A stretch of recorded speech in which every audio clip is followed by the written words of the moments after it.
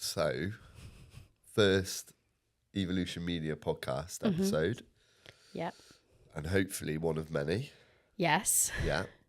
So it'd be good, maybe we introduce ourselves. Mm-hmm. So I'm Jake, the co-founder or founder of Evolution Media. And my job is to run the business, or so I should be. And your job? So I'm Becca. I'm the marketing manager at Evolution Media, and I manage the team. And make everything happen. Try to make everything happen. Try to keep everything organised. Yeah. Make sure clients are happy. Know exactly what's going on. Everything like that. So we'll talk a little bit about this week that's just gone by. Mm-hmm. I feel like last week was really busy because we were at BizFest. Yes, we were at BizFest Southwest. What's the name of the building called? West Point? West Point Arena. West Point Arena. In Exeter. And it was the first one of the events that they've run. What did you think of it? Yeah, definitely exceeded expectations, I think. For me, it was. Yeah. I don't really know. Obviously, I haven't been to the building before or anything like that. New to the area. But I felt like they did a good job for what was their first ever show. Yeah. And we went along with our stand and did like a similar to this set up. People really enjoyed that. Yeah, so we took a mini podcast setup. Obviously had our branding all over the backdrop, had a couple of these lovely velvet chairs that we took with us, and invited people who were there attending the conference, or a lot of exhibitors jumped in as well and did kind of like a quick 2 to 5 minute. More people got on camera than I thought might. Yeah. Because it's quite daunting, isn't it? Yeah, there were some really good conversations that happened, a lot of really nice content that we got, some interesting conversations that we got when people didn't realise that we could hear what they were saying. Oh, right, with the headphones on. Yeah. Yeah, because it's quite noisy for them, but you've got like the audio in your ears. Yeah, so they didn't realise, so that was quite funny. But yeah, loads more people got involved than I thought I thought we would have to do quite a bit of coaxing to get people to sit down. But I mean, we were still setting up, and we had people who were also exhibiting that wanted to come over and do a recording before the day had even started, which was a good sign early on. Yeah. Well, you had someone in the chair like before you even got going, which is good. Yeah. But one thing that stood out was people wanting to create more content for businesses, like not knowing really how to do it. Like the idea of having time behind the camera just to explain what they do, because there's a lot of businesses there that were smaller, sort of like one-man bands, solopreneurs as they call them, but that were keen to try and put more out about what they do, but probably can't at the moment, or could, but maybe not to the level that they'd like to.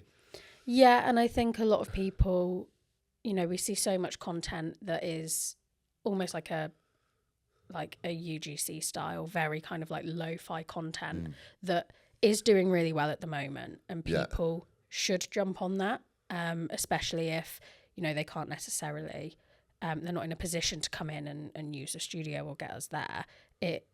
It's a great start to understand what works for their audience, so then when they are in a position to come and see us and do something a bit more high production, we can see like what content they've already tested and what works well and how they are on camera, and okay, are we going to have to give them some training beforehand, or are they going to like jump in and it's going to be great no matter what. But I think getting them to just start doing that, even when it's just you recording yourself, even that's daunting, but if you can get used to doing that, it's going to be a lot less scary when you come in here. I think this scenario is easiest to talk. So like getting someone to sit with you and talk through what you do. It's probably really easy to do that, but you need obviously the resources to do that. Yeah. I think businesses struggle, especially like if it is a sort of one-man band, to have a consistent content plan. Yeah. So you get people doing bits here and there, like 3 months go by or a month goes by and they do another bit and then they do a bit here. But I think LinkedIn now, for that like lo-fi quality, just sat with your camera on your phone, pointing at your desk, talking over a topic or something you've just done for a client, or a bit of like, you know, sharing a story of where you've helped someone or whatever, works really, really well. Like that's a really easy thing to start doing. And then moving from that to like more of a high production thing, once you've got more of a plan around what you want to talk about, it's probably a good place to start. Yeah, and I think even though like we have the like, using us as an example is always like the easiest thing to do, and I think like we have the facilities here on hand, on tap, and we can jump in and do high production stuff whenever we want.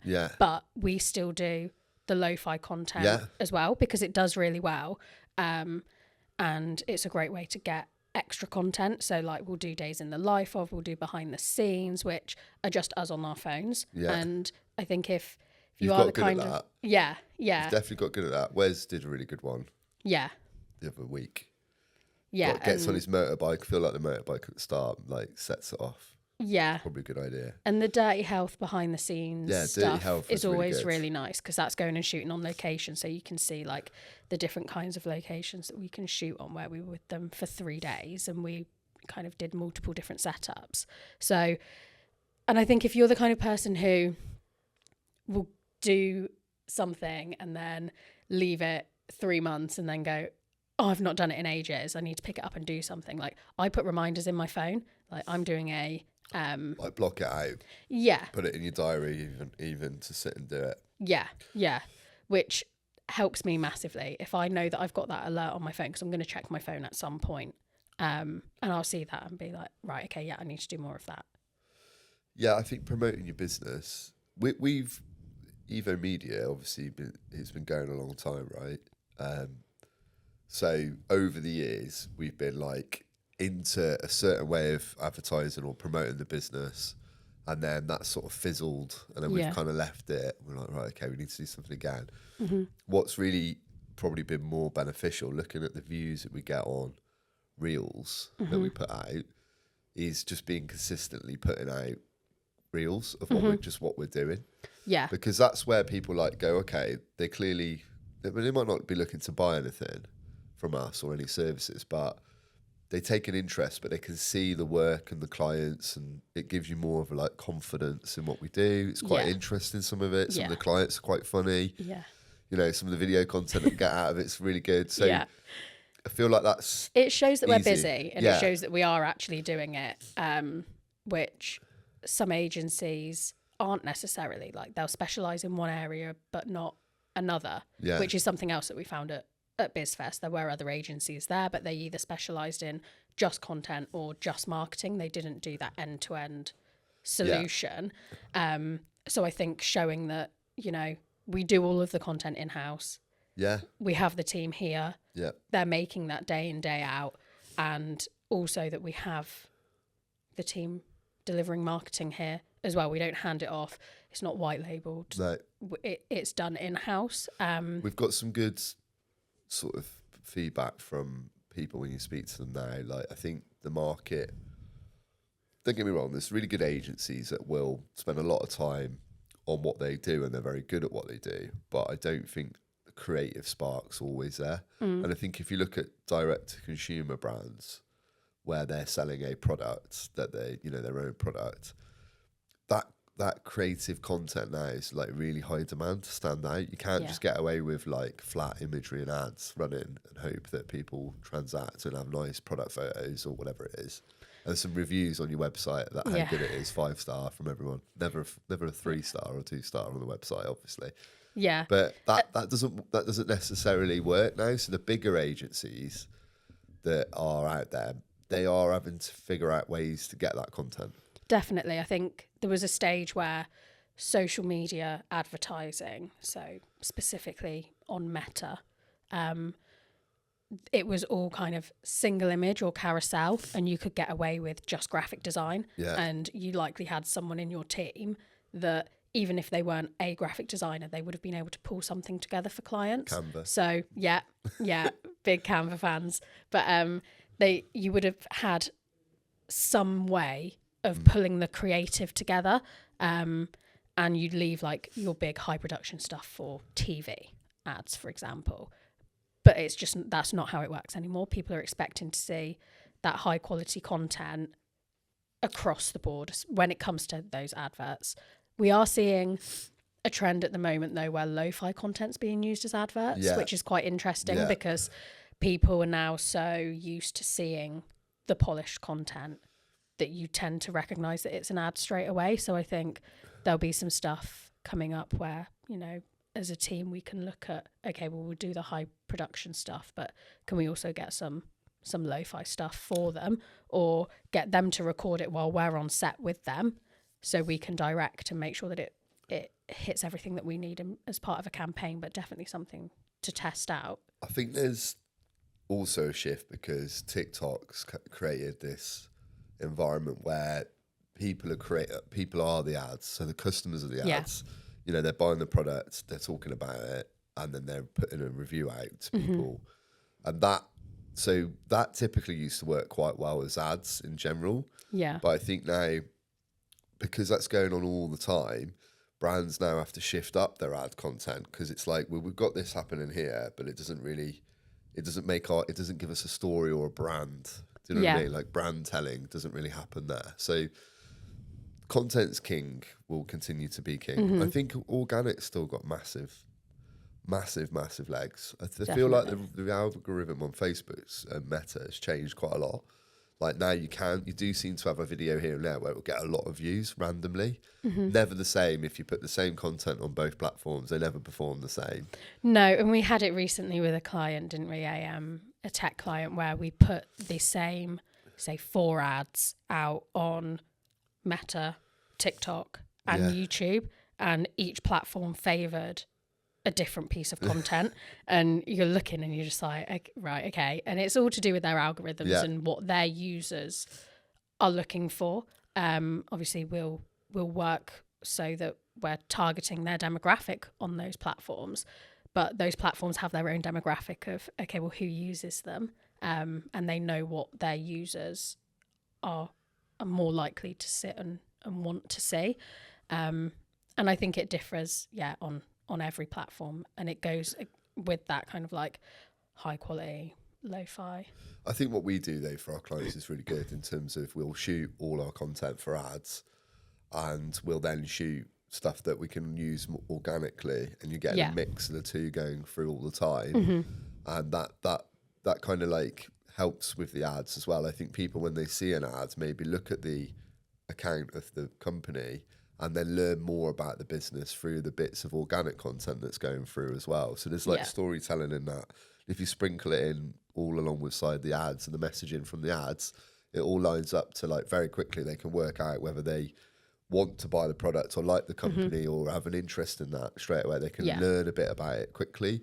Whereas it used to be people were putting a lot of high res imagery on their on the page for your profile page for your business on Instagram, feed.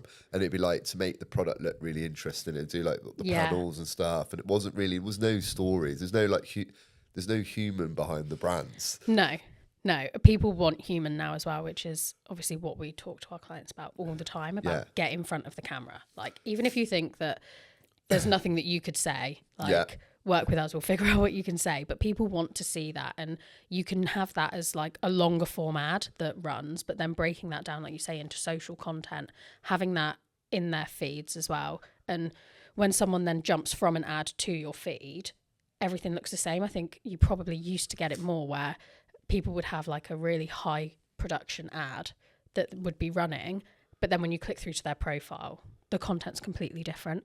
So even though the content on the profile might be great content and stuff that people do want to see, just like psychologically, and so much marketing comes back to psychology, like jumping from something that's really high production and looks a certain way and then going onto the organic page and it looks completely different, the user just feels a bit like confused and doesn't like it, and they might not understand that it's still that brand, but there's a disconnect there, and that triggers something in their head and they're just like, oh, I don't like it, and they'll jump off. They need people buy into now more, I think, the story behind the brand. Yeah.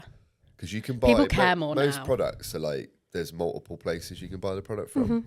And if you're a up-and-coming brand and you want to get seen, you know, your story is got to be compelling. because without that, you're competing against millions in ad spend and these multi-million-pound brands that already exist in your space. So either the products can differentiate you, as in you've created a slightly different twist on a product, like healthier, more sort of ethical, whatever it might be, whatever the angle is, you know, there has always got to be a reason for it to exist in the first place. But ultimately, you found a story, your building of the company, your product developments, you know. I think the one is, it's like the Creolite, the creatine gummies, can't really Overload, I think they're called. But their ads were really good. The agency that does that, it's a really good agency actually. But they did the whole story of like, we wanted to create this product, so we went here. They got them in the factory. They're traveling on a plane. They're doing this. Taste testing. They're talking about. So by the end of it, you're like, okay, there's probably loads of these creatine gummies on the market from loads of brands. Yeah. But Martin actually upstairs has a bag of theirs, which I thought was quite interesting. And he's like, well, yeah, we like the company and they've cut it. So he like knows the story of why he bought that product. So I think that works amazingly now. And you can do that on such a smaller scale. Like even if you're an independent business and you offer a service, standing out in that market is just like as simple as telling your story. Like you got into it because of this, you love it, your background, why you do it, why you're passionate. Yeah. You know, maybe the locality of where you are and all the rest of it. It just makes you stand out. Yeah. I think what you said about you can either go down the route of like making your product different or, you know, like people buying into your story.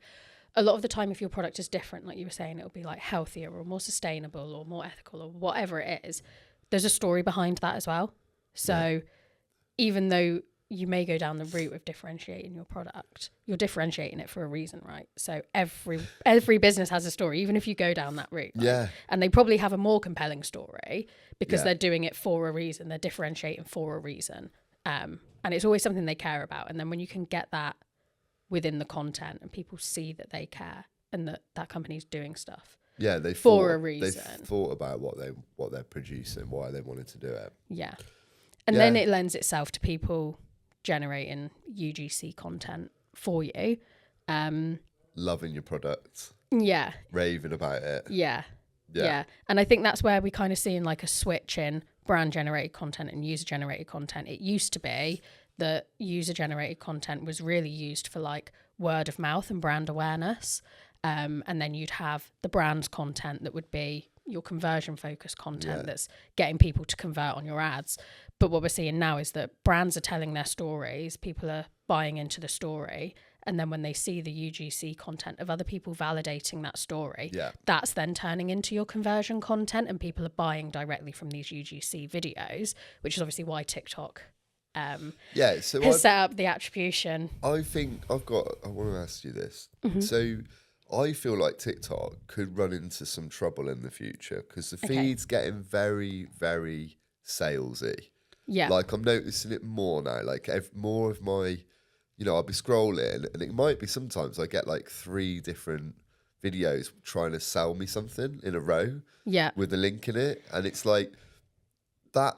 I think there's a risk here of that like over time becoming almost like a turn off for people buying the product. Yeah, it almost becomes a bit like telemarketing. Yeah, I don't know if it'll last, this trend. I know it's working really, really well now.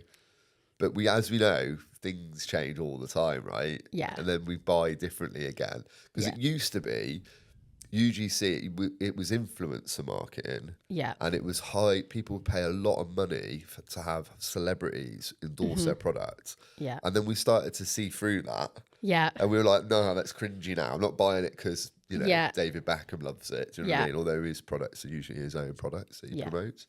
But so we've switched. The Kardashians are terrible for it. They're endorsing products all the time. They're getting paid loads of money to put a post up and then just walk that and having no connection to the brand really. Yeah.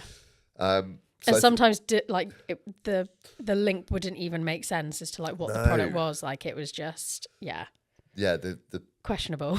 Yeah. And why have they taken that deal? Like you lose credibility, don't you? Yeah, and I think like you say, UGC content is running the risk of going down, and you're seeing people like already if they're endorsing products just because they're trying to get their cut off the end of the sale, 100%. Which we are seeing happening, people will stop following those creators, and those creators won't have the influence and the impact that these brands are paying them for at the moment. I think finding people who are genuine and who only endorse stuff that they genuinely believe in will remain. Yeah. But at some point, that extra kind of side will. I think what we'll find is the fake side of it will. Yeah, because will have to disappear. There's people on TikTok that like, pop up all the time, and they're just always flogging something. Yeah. Like, oh, I've just bought this. It's amazing. Look how it does this, and it was only this much. I've got an offer on the shop. Get on the link. Yeah. You're like, after a while, you just think, well, he's probably going to say that about anything that he gets offered to sell. Yeah, I think there's UGC that's genuine, and that is invaluable. Like it's always great. But then, and we probably notice it more than anyone. Yeah. And we will see it in ads, or like UGC created content where someone's gone onto Fiverr and has paid someone to make a bit of UGC content, and we will see the same actors all the time. We've definitely used that in the past. Yeah, but it is a thing. It is. And we recognise those people, and we know what those brands are doing. All those people are, pretty much. So we know it's fake. And I think, obviously, we've moved away from that because you see them in the same ads. People see through different it ads. so One much. minute they're like doing it, they promote the story's not that believable, is it, after a while? Yeah. You see them in too many different ads. They're like ad stars, really. They're like ads. One that I have Actors. seen... Bad, a lot of them, to be fair. One thing that I have seen coming more and more to the forefront, and it kind of leans into what we're doing at the moment, and has kind of become part of our strategy without us really like meaning for it to be, but it's employee generated content. Yeah. SEMrush do it really well. Yeah. Whoever their guy is that does their socials is brilliant. He's in all of their videos, and he's always just like taking the piss a little bit out of marketing and like out of SEMrush, but it's always like just close enough that you're like, yeah, I know what he's talking about, and they do it really well. So I think doing that well though is like probably when you're the size, if you're at a certain size of business, having someone internal now that their role is to create and capture content and put it out is probably invaluable. Yeah. Like realistically, that is, and that's what SEMrush are doing. But they're massive, right? Yeah, they're massive. I mean, they've got the budget to afford to hire someone like that. But if you're a brand and you're doing well, I think it's a really good hire to make. Like someone good on camera who can talk, who can come up with ideas. Yeah. And that'll just really take you that extra notch up, because as much as we're brilliant at capturing what we can when we're on set, and we do get like consistency of content out, but if you want to really go hard at it, you need to have that person internal. Yeah. You know, that can just film all day, or even if it's on a phone, doesn't matter. Yeah. And just chat shit really, and hopefully people resonate with that. Yeah. But I think this employee generated content has maybe come out of the end of UGC starting to become a bit fake. Yeah. Because I think if you've got employee generated content, people know that it's an employee. They know that it's someone that works there. So we do work here. Yeah. We're not paid actors. No. that are just here to I know it's hard promote, to believe. Even we're so good. But we were not paid to act. Yeah. So, and I think if people are aware that person works there and they know that they're kind of promoting that brand in a roundabout way, then yeah, I think it's not as fake, right? People like to, and the other thing that people need to not do if it's employee content is try and look amazing all the time, and that you're smashing business and smashing life, because genuinely that winds people up. That turns you off more to a company. I'd rather just be pretty honest, really. Like, you know, you're going to have good weeks, bad weeks. A bit like our honest bloopers. Our honest that bloopers, we put out of when we've done ads for ourselves or video content for ourselves, and I make weird noises when I get stuff wrong, and you and Wes have an argument about what you're doing wrong, and yeah, we argue. But that show... Well, I say we more bicker. Yeah. We bicker. Yeah. But yeah. Like an old married couple. We've never had an actual argument, really, everywhere. No. He's nodding. He's not nodding. He's shaking his head. No. But, yeah, but people who do not go on LinkedIn and put like another client, won another massive contract today and da-da-da-da. Yeah, you might be doing really well, but like you can frame it differently. Like, really good to meet with such and such, fantastic business. Yeah. I look forward to working with them. The same, the end person realizes you've secured that work, so you're still getting the same point across. Yeah, but you're not like trying to jump down people's throats on like how good you are and how amazing you are, because no one really likes that person. No. Do they? They don't feel good for them. They're not like, oh, amazing, look how amazing they are. They're like, you're an idiot. Yeah. Your ego is in the way there. So you've got to be very careful how you put it out. Yeah. So relaxed, honest, day in the life stuff we do is all legit. There's no no fluff really. It's just this what it is. I love to share more really as we can. I think over time we'll get clients in as well. Yeah. So this will evolve into something where we can get a bit of a snapshot of like more of the clients and what they're doing and how it's worked or what's not worked. And a lot of the time, there is trial and error. With that brands. Always is. And sharing that's probably quite useful because like the story of like, okay, we took this brand and this is what worked. It's quite a good thing, but also these are the things that you don't want to be doing. Yeah. And I think that's the stuff that people don't share because people don't want to share that they get it wrong. But in marketing, it's not getting it wrong, right? Because it's all learning. Yeah. And you're never going to get a strategy right first time. You're never going to get 100% of your ads right first time. No. It's all about learning and then improving on that. If you think that you can go out there and create a campaign and you set it live and then you have to do nothing and it's going to be great and it's going to make them millions, like you're just fooling yourself. And any agency that tells you that they're going to do that, don't work with them because if they say they can guarantee millions, they can't. I would say, so I think one of our clients said this to me once, that marketing is R&D, it's research and development to work out the formula that works for your business. Yeah. Once you figure that out, you can scale it. Yes. And it is repeatable and it's quite dependable in terms of the results. But in the beginning, if you're bringing out a product or something different or a service that no one's had before or seen before, there isn't an agency out there that can really give you exactly what you need to do. No. And consistency is key. So if you do that for a year, you will probably see results. If you do it for 1 month and expect to have your order book filled or sell out of something, you're going to be very disappointed. It's not going to happen. I think, can't remember what I was going to say now. I caught you had it off guard, right there. So I think like the strategy we're talking about and what works, what doesn't work.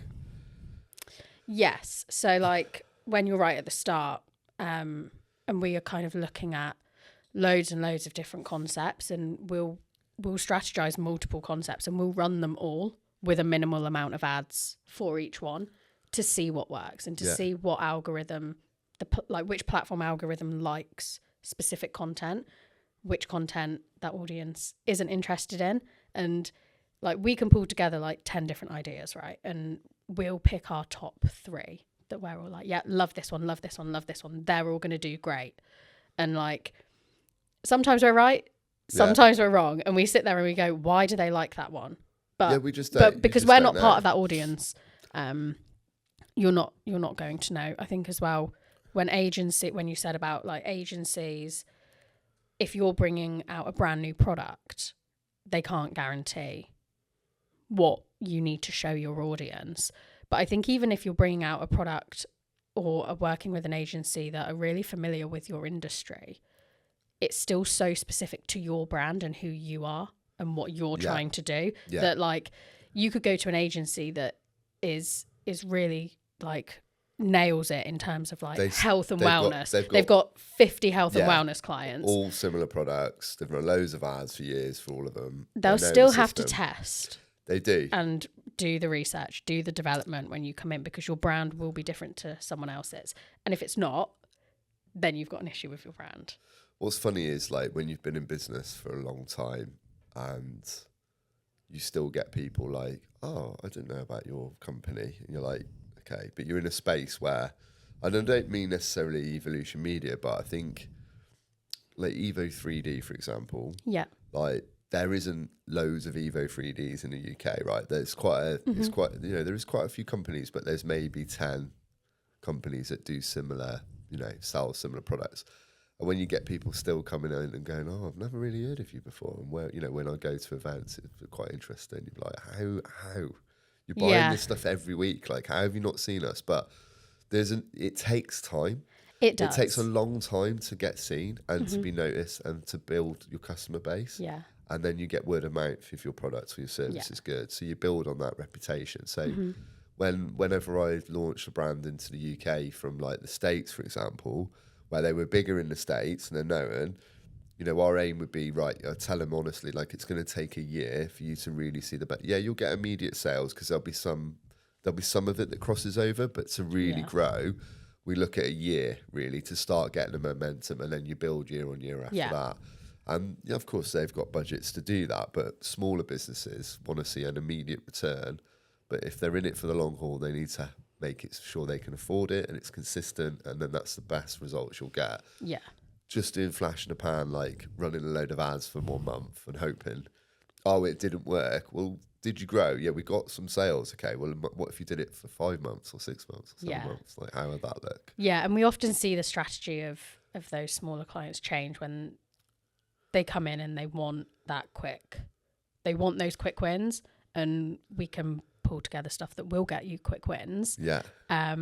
But quite quickly we'll end up going back to the long strategy of building the brand, building brand awareness, building the name, because they realize that it's not sustainable to just keep doing this like flash in the pan, trying to get quick wins. It dries up pretty quick. I think you're always at risk a little bit of wanting to like show some immediate growth. Like I always love the idea of like getting them on and being like, right, let's show that, firstly that we know what we're doing and we can grow their business and the wins are there. But I think, perhaps sometimes it's not clear to them how long it needs to take for them to get there. So I always say you need to sign for a minimum of 3 months just to even get anywhere with building the brand out and getting all the ad sets created and all the content created. And then really do 12 months minimum. And if you don't like us in 12 months and it hasn't worked, then great, we'll shake hands. But 9 times out of 10, that is going to have worked. You're going to be further to where you want to be, by doing that. Because it's consistency of team, the way you work together, the database of information, content we create is all there for us to use. Mm-hmm. So you're really investing in your growth by doing that. Yeah. Okay, well, I think we've done all right for our first one. I think so. I think we can do better. Yeah. So I'm going to come up with some more ideas for the next one. Yeah. But it was just good to get No, it was good. We didn't get around to ChatGPT. We didn't get to ChatGPT, but we can maybe talk more on ChatGPT next time. Yeah. And I think it's a big topic. It is a big topic. And I think there's probably more stuff that we can bring to the table. Yeah. Rather than my and quick maybe product we can renders. Get some other members of the team on this. Yeah, definitely. Yeah. We've got I think AJ would be good. Yeah. My mum. Yeah, I think she'd love it. She'd love it. Lily, we can try. Yeah, we might have to coax her a little bit. Yeah. How can we? Maybe a whiskey. She likes a whiskey. Yeah. So it's been good. Yeah. Perfect. Thanks. Cheers. Bye. Bye.